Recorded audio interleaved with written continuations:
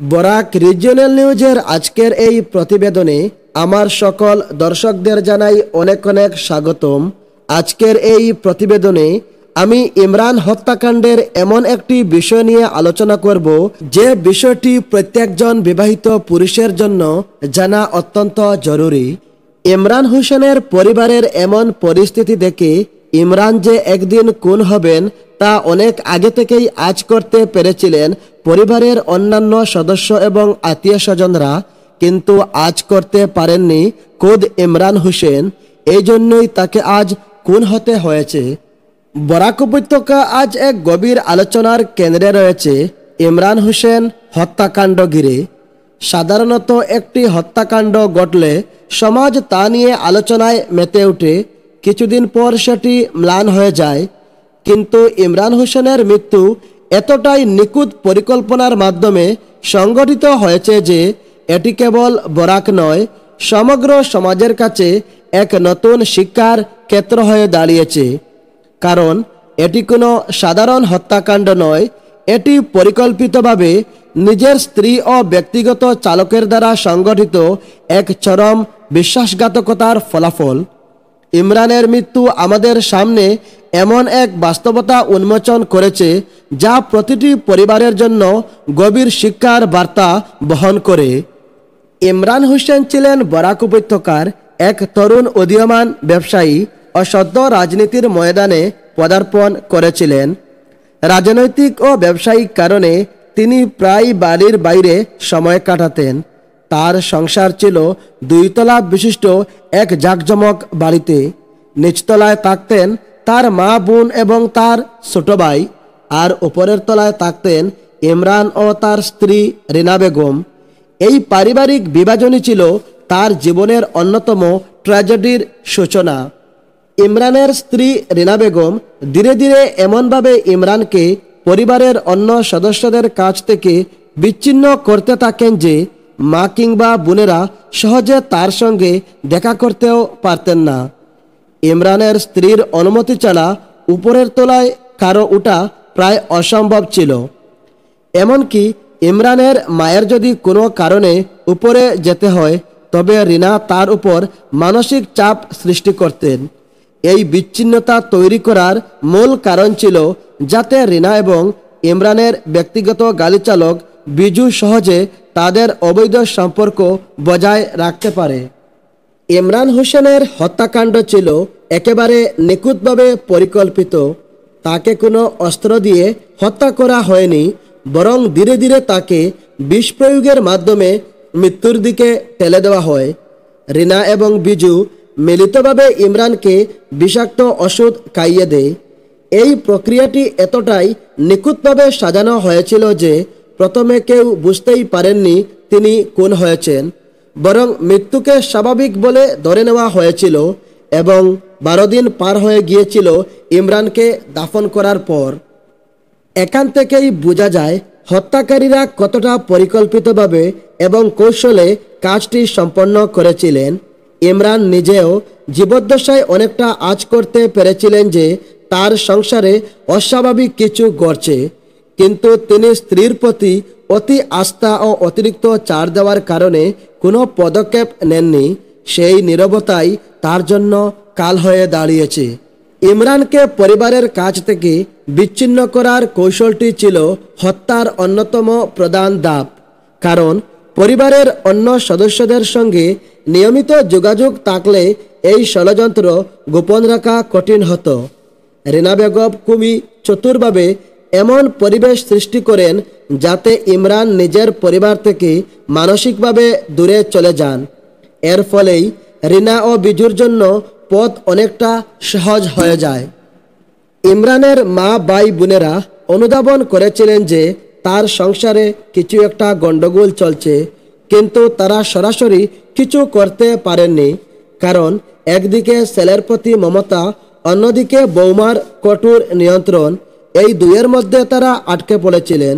মা চেয়েছিলেন ছেলের সংসার টিকে থাকুক, তাই নীরবে সব সহ্য করেছিলেন, কিন্তু সেই সহনশীলতাই শেষ পর্যন্ত চরম মাসুল দিতে বাধ্য করল পুরো পরিবারকে। এখানেই একটি বড় প্রশ্ন হলো, ইমরান কেন সময় মতো পদক্ষেপ নিলেন না? কেন তিনি বুঝতে পারলেন না যে তার স্ত্রী তাকে পরিবার থেকে বিচ্ছিন্ন করছে?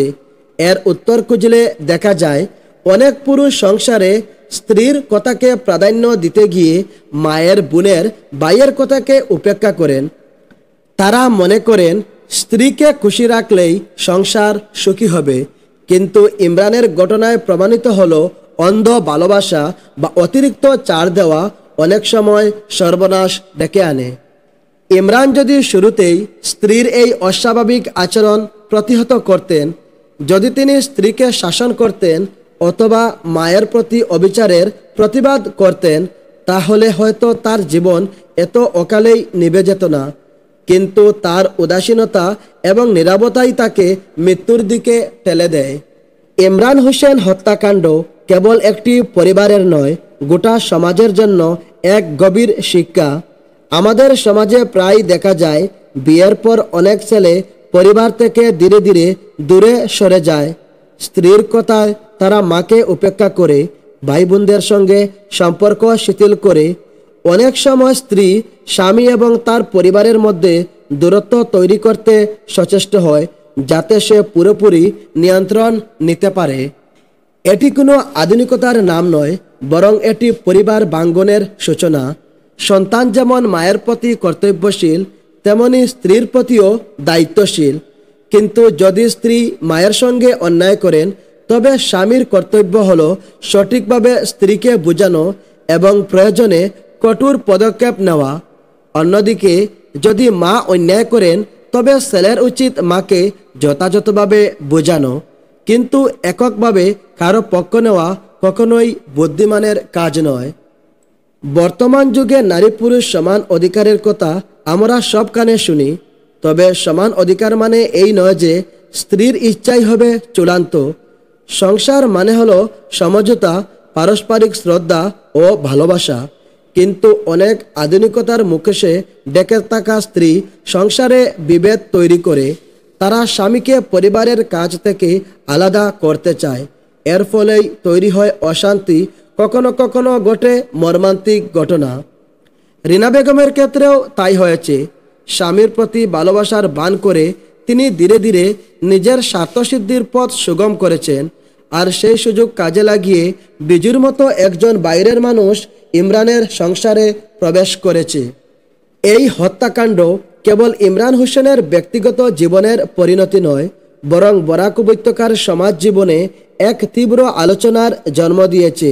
গ্রামে গঞ্জে শহরে এমনকি সামাজিক যোগাযোগ মাধ্যমে আলোচনার কেন্দ্রবিন্দুতে রয়েছে এই ঘটনা। সাধারণ মানুষ থেকে শুরু করে রাজনৈতিক মহল পর্যন্ত সবার মুখে মুখে ঘুরছে ইমরানের নাম। মানুষ ভাবছে, এমন শিক্ষিত সম্ভ্রান্ত পরিবারও যদি এরকম চক্রান্ত ঘটে, তবে সাধারণ মানুষের জীবনে কি ঘটতে পারে? এছাড়াও সমাজে এখন নতুন করে প্রশ্ন উঠছে পারিবারিক নৈতিকতা, মূল্যবোধ ও সম্পর্কের সঠিক ভারসাম্য নিয়ে। এই ঘটনার ফলে অনেক তরুণ নতুনভাবে ভাবতে শুরু করেছেন স্ত্রীর ও মায়ের সম্পর্ক কেমন হওয়া উচিত, কিভাবে একটি পরিবারে ন্যায়সঙ্গত ভারসাম্য তৈরি করা সম্ভব। এদিকে ইমরান হোসেন হত্যাকাণ্ড নিঃসন্দেহে এক শিক্ষণীয় অধ্যায়। এটি আমাদের শিখিয়েছে যে পরিবারের প্রতি দায়িত্ব অবহেলা করলে, স্ত্রীর অন্যায়কে চুপচাপ মেনে নিলে, মা বাবাকে উপেক্ষা করলে এর ফলাফল মারাত্মক হতে পারে। আমাদের উচিত প্রতিটি সম্পর্ককে সমান গুরুত্ব দেওয়া। মা বাবা যেমন আমাদের জন্ম দিয়ে মানুষ করেছেন, তেমনি স্ত্রীও আমাদের জীবনের অংশ। কিন্তু স্ত্রী যদি মায়ের সঙ্গে অন্যায় করে, তবে প্রতিবাদ করতে হবে।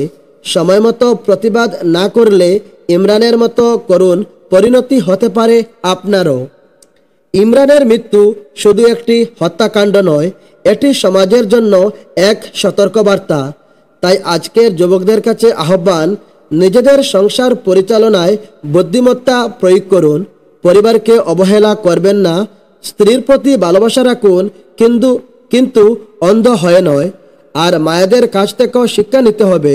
সন্তানের সংসার টিকিয়ে রাখতে গিয়ে কখনো কখনো কঠোর পদক্ষেপ নেওয়া প্রয়োজন।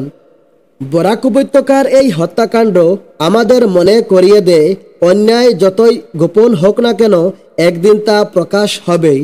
আর যে নীরবতা অন্যায়কে প্রশ্রয় দেয়, সেই নীরবতাই একদিন মৃত্যুর কারণ হয়ে দাঁড়াতে পারে। আজ এই পর্যন্ত। পরবর্তী যে কোনো প্রতিবেদন পেতে আমাদের বরাক রিজিওনাল নিউজ ইউটিউব চ্যানেলটি অবশ্যই সাবস্ক্রাইব করবেন এবং ভিডিওটি ভালো লাগলে আপনাদের বন্ধুদের কাছে শেয়ার করে দেবেন।